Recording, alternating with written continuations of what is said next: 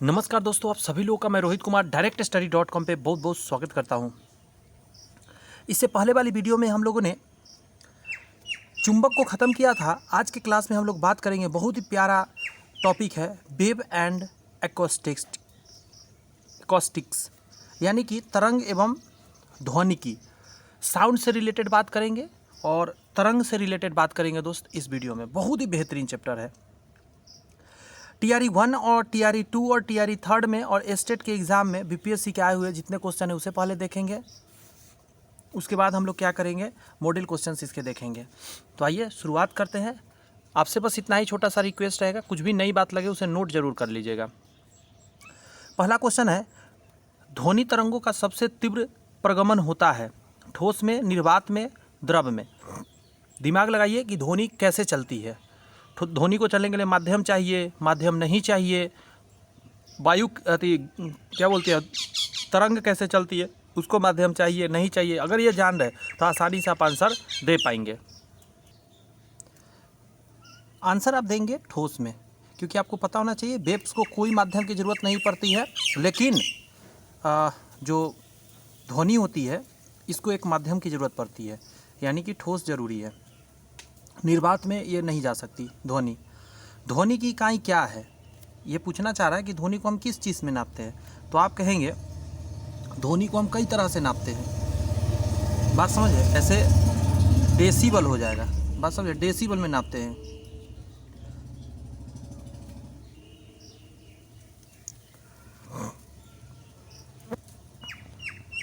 Next question आपकी screen पर यहाँ दिख रहा है, जवाब दे 3 का।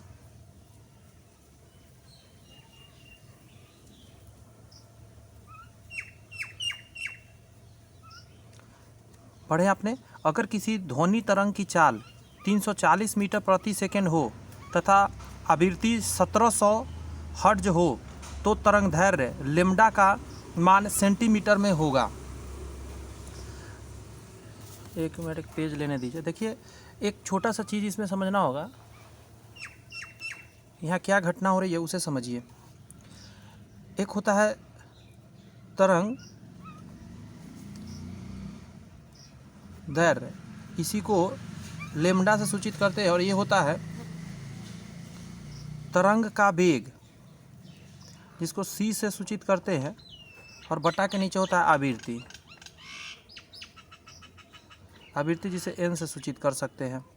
वैल्यू डालते हैं, c/n का वैल्यू निकालने के लिए 370 बटा के नीचे 1700। इसको जब सॉल्व करिएगा 0.2 आ जाएगा, मीटर में आ जाएगा। तो आंसर क्या हो जाएगा, डी नंबर हो जाएगा 0.2 मीटर। तो याद रखना है, लैम्ब्डा बराबर तरंग बटा आवृत्ति।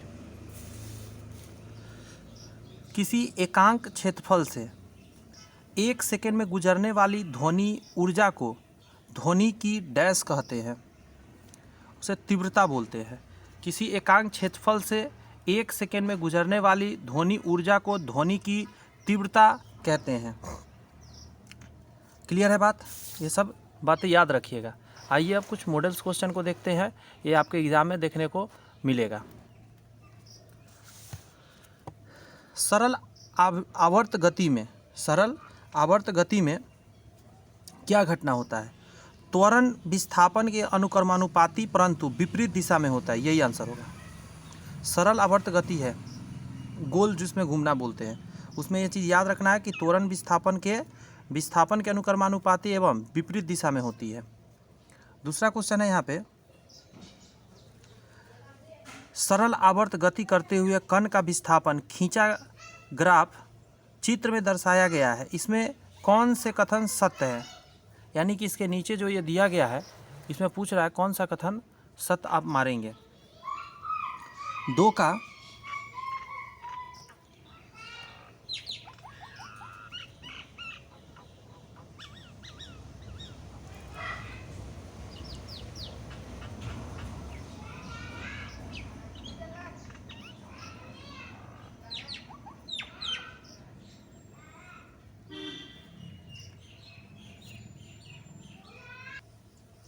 आंसर आप डालेंगे 1 से ज़्यादा। कह रहा है t = t/2 पर दोलक की स्थितिज ऊर्जा उसकी गतिज ऊर्जा के बराबर होती है। उसके बाद कह रहा है t इक्वल टू 4t/4 पर त्वरण अधिकतम होता है और t इक्वल टू t/4 पर वेग अधिकतम होता है। इसमें से सारी ये बातें तीनों सही है इस सिस्टम के लिए, इसीलिए आंसर आप क्या डाल देंगे, डी नंबर, एक से ज़्यादा आंसर। क्वेश्चन नंबर 3, पृथ्वी की इसके अक्ष के परितः गति किस प्रकार की होती है। वो अक्ष पे, अक्ष क्या है, ऐसे ऐसे राउंड करना, बात समझ में है, अपने ही अक्ष पे घूमना, ये कैसी गति के अंतर्गत आता है, जवाब दीजिए जरा।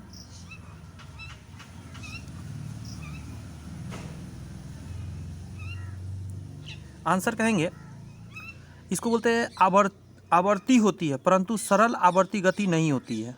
बात समझ में आया, जो आवर्ती तो है मतलब सरल आवर्ती गति नहीं है।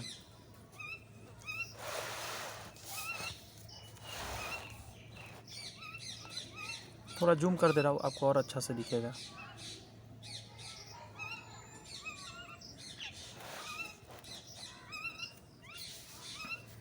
किसी यू आकृति की नलिका में द्रव स्तंभ की दोलन गति पूछ रहा है कैसी होती है, तो इसको बोलते हैं सरल गति होती है जिसका आवर्तकाल द्रव के घनत्व पर निर्भर नहीं कर सकता। सरल गति होती है लेकिन आवर्तकाल जो है द्रव के घनत्व पर निर्भर नहीं करती है, ध्यान रखिएगा। अनुनाद की दशा में दोलनों का आयाम, आंसर हो जाएगा अधिकतम होता है। नेक्स्ट है कि रेडियो का कार्य सिद्धांत आधारित है। रेडियो का कार्य सिद्धांत किस पर आधारित है, तो आंसर हो जाएगा आपका वैद्युत चुंबकीय अनुनाद पर। वैद्युत चुंबकीय अनुनाद ध्यान रखिएगा। 7 कहता है एक झूलते पुल पर होकर गुजरने वाले सैनिकों के दल को आदेश दिया जाता है। अच्छा क्वेश्चन है, कदम तोड़ कर चलने का, कदम ताल नहीं होना चाहिए, एक बार में सारे एक साथ कदम नहीं रखेंगे वरना टूट जाएगी। सरल आवर्त गति करने वाले कण की माध्यम स्थिति पर होगी, कण की मध्यमान स्थिति पर होगी। आंसर क्या कहिएगा, ए नंबर, गतिज ऊर्जा अधिकतम, स्थितिज ऊर्जा न्यूनतम होगी। सरल आवर्त गति करने वाले कण की एक कंडीशन है।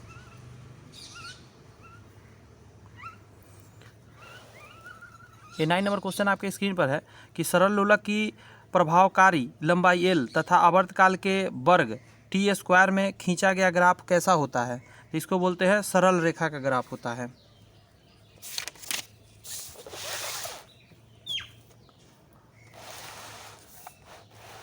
ये रहा आपकी स्क्रीन पर नेक्स्ट क्वेश्चन।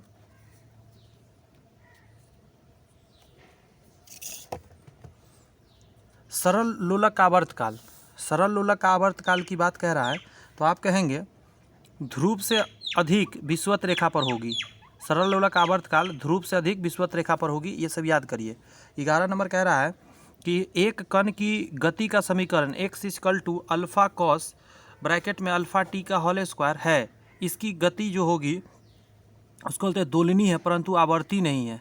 दोलनी गति है परंतु आवर्ती नहीं है।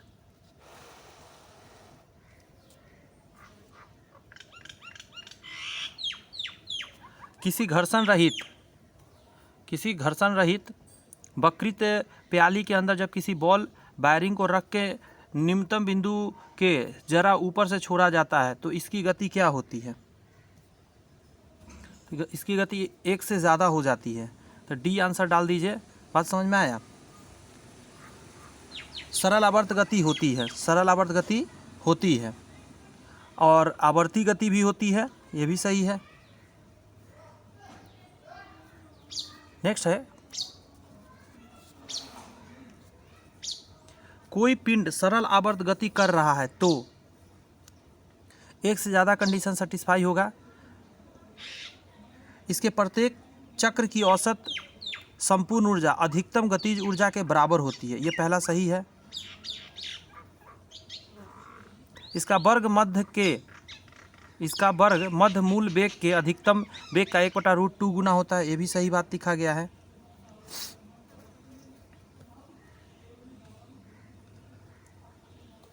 यहाँ भी पाई लिखा गया है, ये भी सही है। इसके प्रत्येक चक्र में मध्य जो मान है ये नहीं है, लेकिन ये दोनों सही है, इसलिए डी आंसर डालेंगे, 1 से ज़्यादा सही है। अनुदैर्घ्य तरंग संचालन में विरलन के स्थानों पर माध्यम का घनत्व व दाब समान अवस्था की तुलना में होता है। देखिए, एक होता है अनुप्रस्थ तरंग, एक होता है अनुदैर्घ्य तरंग। धड़कन हमारा दैर्घ्य होता है, अनुदैर्घ्य तरंग ऐसे ऐसे चलती है, ऐसे ऐसे आगे पीछे होके चलती है। और जो अनुप्रस्थ होती है वो ऐसे ऐसे चलती है, ऐसे ऐसे। बात समझ में है?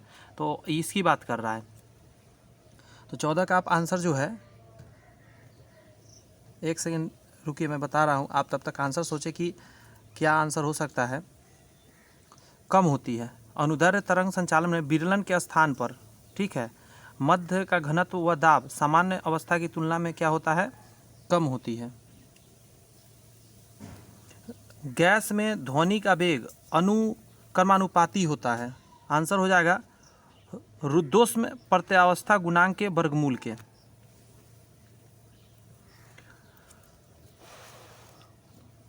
जब ध्वनि तरंगे किसी गैसीय माध्यम से चलती है तो माध्यम के किसी बिंदु पर प्रक्रिया कैसी होती है? तो इसको बोलते हैं रुद्धोष्म प्रक्रिया, इसको बोला जाता है।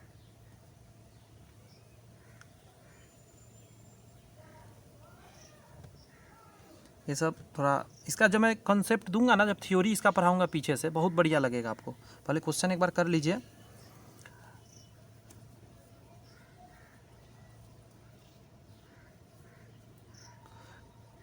यहाँ तक हो गया, नीचे है बचा हुआ। ध्वनि का वेग सामान्यतः गैसों की अपेक्षा ठोसों में अधिक होती है, क्योंकि गैसों की तुलना में ठोसों का घनत्व अधिक और प्रत्यास्था और भी अधिक होती है। यही आंसर हो जाएगा। पहली तो बात इसमें क्या है कि घनत्व अधिक होता है, प्रत्यास्था बहुत ज़्यादा होती है, इसी वजह से।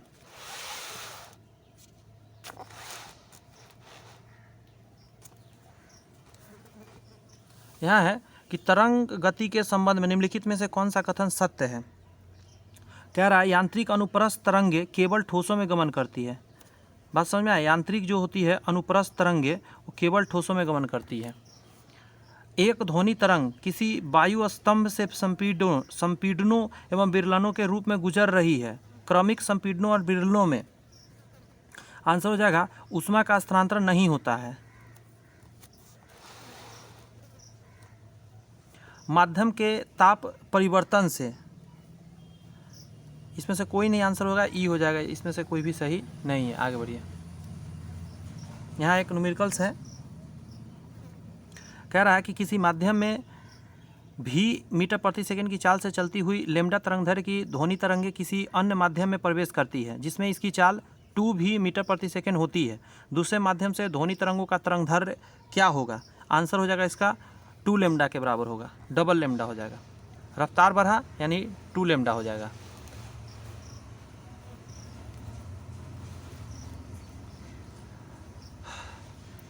जल में चलती मोटर बोट द्वारा उत्पन्न जल तरंगे,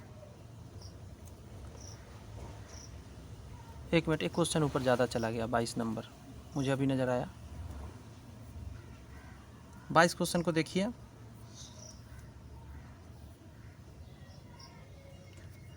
पूरा मैं ऐसे कर दूं, हाँ अब दिख रहा होगा। ताप T1 केल्विन व T2 केल्विन पर किसी आदर्श गैस से ध्वनि की चाल क्रमशः V1 V2 है। यदि इन्हीं तापों पर T1 व T2 पर उसकी गैस की वर्ग मध्य मूल चाल क्रमशः V1 V2 हो, तब आंसर हो जाएगा आपका पहला नंबर V2 = V1 ब्रैकेट में V2 बाई V1 होता है। ये फॉर्मूला याद रखेंगे इसको। जल में चलती मोटर बोट द्वारा उत्पन्न जल तरंगे क्या होती है? तो आंसर हो जाएगी आपका क्या? अनुदैर्घ्य और अनुप्रस्थ दोनों ही होती है जल में। जल का खास नियम है, दोनों उसमें होता है। व्यतिकरण की घटना होती है। अच्छा क्वेश्चन है, आंसर हो जाएगा अनुदैर्घ्य तथा अनुप्रस्थ दोनों प्रकार के तरंगों में व्यतिकरण की घटना होती है। नेक्स्ट है कि विस्पंद की उत्पत्ति ध्वनि तरंगों में होती है। इसके बारे में कहते हैं व्यतिकरण के कारण होती है विस्पंद। कैसा लग रहा है सेशन? कमेंट्स में ज़रूर बताइएगा। क्वेश्चन का कलेक्शन कैसा है वो भी बताइएगा। ये मैं कलेक्शन नहीं किया हूँ, लेकिन ये बुक किया है। कैसा किया है बुक कलेक्शन वो तो हम लोग जाने, आप लोग कैसा लग रहा है आपको? क्योंकि ये सारे क्वेश्चन एग्जाम में आने की पूरी गारंटी है, एकदम सेम टू सेम मिलेगा आपको। देखिएगा, उन दो ध्वनि तरंगों के अध्यारोपण के कारण विस्पंद उत्पन्न होते हैं जिसकी आवृत्तियाँ क्या होती है? तो आप कहेंगे आवृत्तियाँ, आयाम दोनों भिन्न होते हैं। आवृत्ति और आयाम भी दोनों ही भिन्न होती है।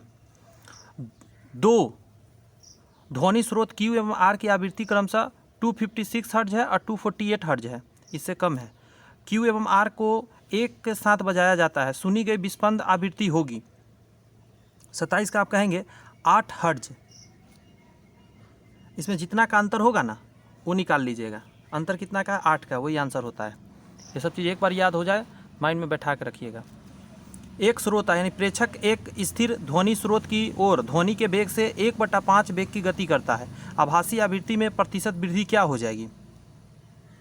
आंसर हो जाएगा 20% की। ठीक है, इसका मैं PDF डाल दूंगा टेलीग्राम पे, वहाँ से आप क्या करिएगा देख लीजिएगा, इसका जो सोल्यूशन है, बेसिक सा सोल्यूशन है, आपको याद हो जाएगी, मतलब समझ में आ जाएगी। कह रहा है एक कार ऊंची पहाड़ी की ओर जा रहा है, अच्छी बात है। कार ड्राइवर F आवृत्ति का हॉर्न बजाता है, ड्राइवर द्वारा सुनी परावर्तित ध्वनि की आवृत्ति 2F है। यदि V ध्वनि का वेग है तो V के पदों में कार का वेग कैसे आप बताएंगे? बहुत इजी क्वेश्चन है, आंसर हो जाएगा इसका V/3। कैसे होगा वही बात न्यूमेरिकल से आप देख लीजिएगा थोड़ा सा PDF से। नेक्स्ट कर रहा है वायु में NTP पर ध्वनि की चाल 300 मीटर प्रति सेकेंड है। यदि वायु दाब बढ़ाकर 4 गुना कर रहे हैं आप, तो ध्वनि की चाल में क्या अंतर आएगी? तो आंसर हो जाएगी 300 मीटर प्रति सेकेंड, क्योंकि आप अगर वायु दाब को कम कर दे ज़्यादा कर दे उससे कोई अंतर नहीं पड़ने वाली है। ठीक है, वायु दाब का अंतर नहीं पड़ेगी। नेक्स्ट कहा जा रहा है 31 नंबर दिख रहा है क्वेश्चन, निम्नलिखित में से अवरक्त तरंग दैर्घ्य, ठीक है, जिसको बोलते हैं वेवलेंथ, तरंग दैर्घ्य को जिसके द्वारा प्रदर्शित होता है, तो आंसर हो जाएगा 10⁻⁻4 सेंटीमीटर, ये सही है।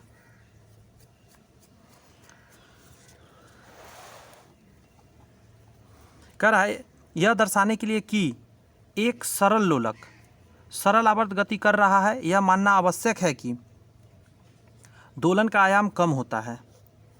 एक पिंड द्रव में तैर रहा है, एक पिंड जो है द्रव में तैर रहा है, पिंड एवं द्रव दोनों के घनत्व समान है। यदि पिंड को थोड़ा सा दबाकर छोड़ दिया जाए तो क्या घटना होगा? कितना बढ़िया क्वेश्चन है। छोड़ी गई स्थिति में ही रहेगा, क्योंकि दोनों का घनत्व क्या है, बात को समझ लीजिए, समान है। घनत्व में अंतर होगा तभी तो ऊपर की तरफ भाग के आएगा पिंड।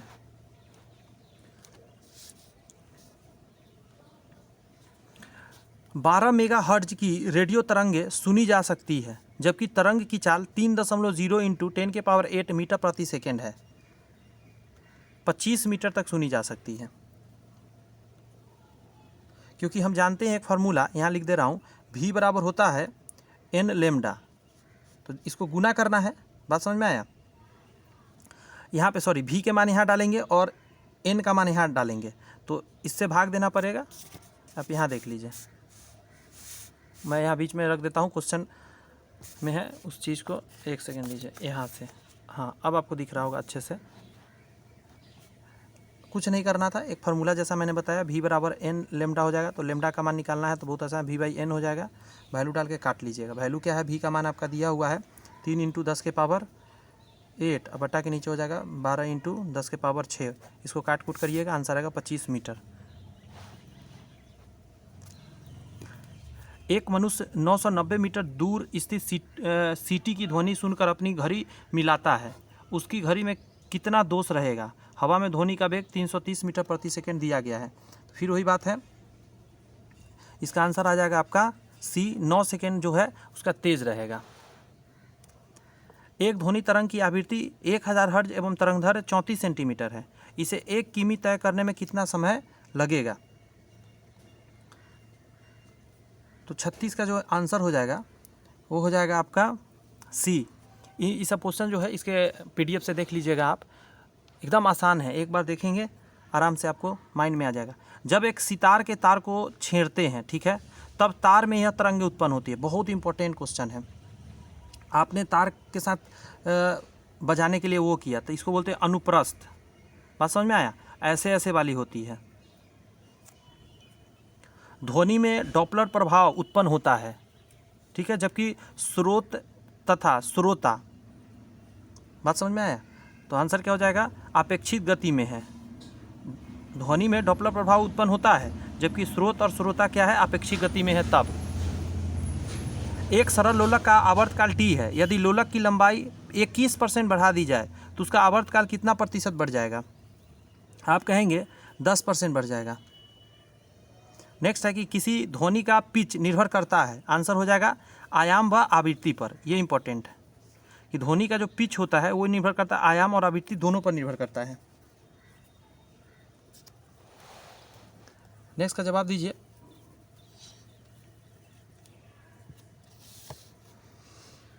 क्वेश्चन पढ़ दे रहा हूँ। गैसों में ध्वनि की किस प्रकार की तरंगों के रूप में प्रभावित होती है? गैस में ध्वनि कैसे चलता है? तो आंसर होगा अनुदैर्घ्य तरंग के रूप में चलता है। अनुदैर्घ्य, अनुदैर्घ्य क्या होता है? आगे पीछे आगे पीछे आगे पीछे आगे पीछे ऐसे करके। किसी तीव्रता स्तर की ध्वनि मनुष्य के कानों के लिए हानिकारक होती है।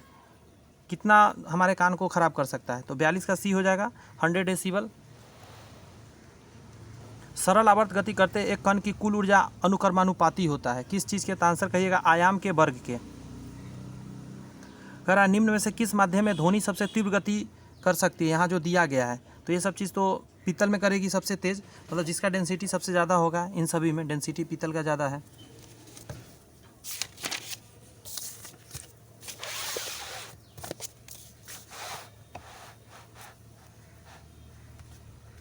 किसी ध्वनि की मधुरता निर्भर करती है, ध्वनि की जो मधुरता है निर्भर करती है आवृत्ति व नियमितता पर। आवृत्ति और किस नियम से चल रहा है उस पर।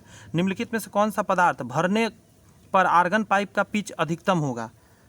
बात समझ में? ऑप्शन के हिसाब से बताइए। तो वायु भरने पर। कहा जा रहा है नेक्स्ट, माइक्रोवेव ओवन के कार्य करने में क्या शामिल होता है? माइक्रोवेव किस आधार पर काम करता है? बहुत इंपॉर्टेंट क्वेश्चन है, स्टार मारिए।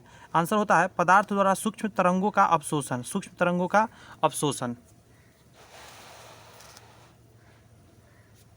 गर्त बिंदु है 48 का क्या क्या? गर्त बिंदु है, आंसर कहिएगा न्यूनतम विस्थापन का। निम्नलिखित में से कौन सा एक वायु में ध्वनि तरंग का द्वारा उत्पादित नहीं होता? निम्नलिखित में कौन सा एक वायु में ध्वनि तरंग द्वारा उत्पादित नहीं होता? आंसर हो जाएगा आपका ध्रुवन नहीं होता। हाँ, ये भी इंपॉर्टेंट है। प्राश्रव्य तरंगे वे ध्वनि तरंगे जिसकी आवृत्ति क्या होती है? प्राश्रव्य की बात कर रहा है, ऐसा पता होना चाहिए। आंसर हो जाए 20 किलो हर्ट्ज से अधिक होता है पराश्रव्य। अब श्रव्य रहता तो 20 हर्ट्ज से नीचे, और सुनने वाला जो है वो 20 हर्ट्ज से, इसमें है ये नहीं है, 20 हर्ट्ज से 20,000 तक है। 20 हर्ट्ज से 20,000 तक सुन सकते हैं हम लोग। 20,000 से ऊपर, 20 किलो हर्ट्ज बोले या 20,000 हर्ट्ज बोले उससे ऊपर। ये देखिए यहाँ कॉमा देंगे तो नहीं हो जाएगा, 20 किलो हर्ट्ज, 3 जीरो इधर आ जाएगा। कैसा लगा सेशन मुझे बताइएगा। नेक्स्ट वीडियो इसके बाद आएगी, इसके सारे थ्योरीज जो दिए रहते हैं, ये जितने सॉल्यूशन दिए रहते हैं, ये सारे सॉल्यूशन मैं कराऊंगा नेक्स्ट वीडियो में। कैसा लगा सेशन मुझे ज़रूर बताइएगा, और चैनल सब्सक्राइब नहीं किया तो ज़रूर चैनल सब्सक्राइब करके बेल आइकन प्रेस करिए। मिलते हैं नेक्स्ट वीडियो में। All the best, bye bye, thank you.